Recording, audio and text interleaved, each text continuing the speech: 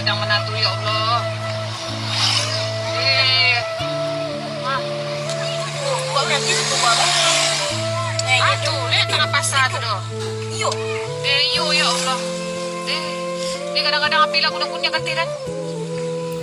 Wah, tu ruko tu nak. Ruko sama situ tu.